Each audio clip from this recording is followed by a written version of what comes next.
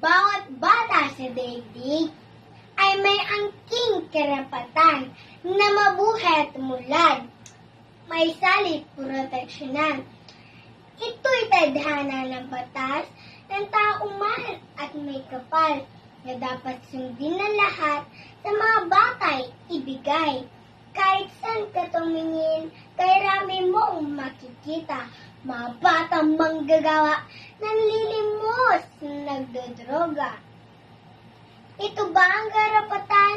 Kaloob sa mga bata, sinong dapat sisihin? Paano na? Sino nga ba? Bilang bata, ako sana ay may munting kahilingan. Sa magulang, sa gobyerno, simbahan at paaralan. Bigyan pansin sana ninyo aming mga karapatan. Ang pag-abuso sa bata ay itakwil at iwasan. Ako'y batang Pilipino, katulad nyo'y tao rin. Naghahanap ng kalinga, pagmamahal at pagtingin. Katuparan ng pangarap, paano ko aabutin?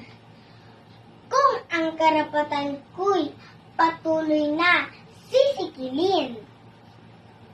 Ako'y bright child, sabi nila, may talinot kakayahan. Kinabukasan ng mundo, hawak ko sa aking kamay. Ngunit bago humaabot, pangarap na inaasa. Isigaw sa buong mundo, karapatan ko'y ibigay. Bright child.